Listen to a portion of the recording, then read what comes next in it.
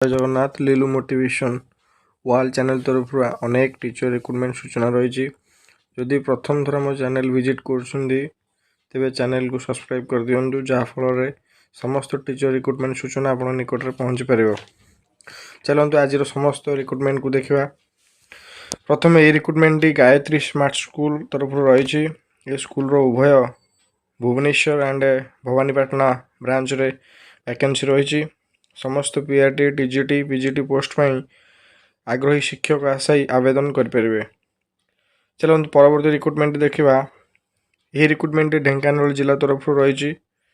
संस्कार public school principal PGT TGT post पर रही। इंटरेस्टेड कैंडिडेट निजर सीवी को मेल कर दिंतु।